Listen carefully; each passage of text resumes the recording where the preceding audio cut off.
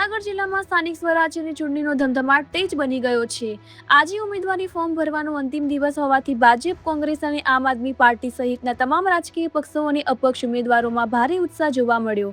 જિલ્લા પંચાયતની 28 બેઠકો અને 8 તાલુકા પંચાયતોની 150 બેઠકો માટે ઉમેદવારો દ્વારા શક્તિ પ્રદર્શન સાથે ઉમેદવારી નોંધાવવામાં આવી। લુણાવાડા નગરપાલિકાની પેટા ચૂંટણી માટે પણ ઉમેદવારી પ્રક્રિયા પૂર્ણ થવાના આરે। હવે આવતીકાલે ફોર્મ ચકાસણી બાદ કેટલા ઉમેદવારો મેદાનમાં રહેશે તે સ્પષ્ટ થશે। રિપોર્ટર વિજય જોશી, મહીસાગર।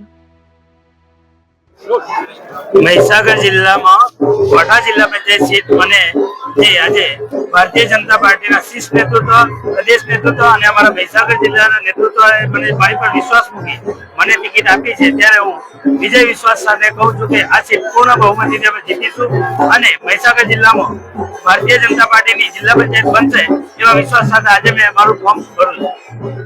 લુણાવાડા નગરપાલિકાની પેટા ચૂંટણીમાં 5 નંબરમાં અમોએ કૃપાબેન મુકેશ કુમાર ખાંટ ફોર્મ ભર્યું છે। વિજય અને વિશ્વાસ સાથે કમ્પ્લીટ 12 ને 39 ના મુહૂર્તમાં પહેલું ફોર્મ ભર્યું છે અને અમે વિજય થવાના છીએ એ અમને પૂર્ણ વિશ્વાસ છે।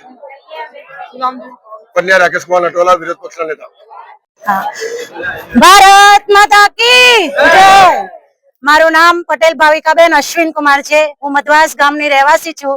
મને 20 પટ્ટણ જિલ્લા પંચાયતમાંથી ભારતીય જનતા પાર્ટીમાંથી ટિકિટ ઉમેદવારી માટે સીટની ઉમેદવારી માટે ટિકિટ મળી છે, તો હું આપ સૌનો ખૂબ ખૂબ આભાર માનું છું। ભારતીય જનતા પાર્ટીનો તેમજ સર્વે કાર્યકર્તાઓનો, પ્રમુખ શ્રી, મહામંત્રી શ્રી સર્વેનો ખૂબ ખૂબ આભારી છું અને હું વિશ્વાસ આપું છું કે હું જંગી બહુમતીથી આ ઉમેદવારી સીટ પર મારી વિજય થવા માટે હું પૂરેપૂરો પ્રયત્ન કરીશ અને સેવાના કાર્યોમાં સતત તત્પર રહીશ તેવી મારી ખાતરી છે। હું સૌનો ખૂબ ખૂબ અભિનંદન કરું છું કે મને આ ટિકિટ આપવા બદલ સૌનો ખૂબ ખૂબ આભારી છું। ભારત માતા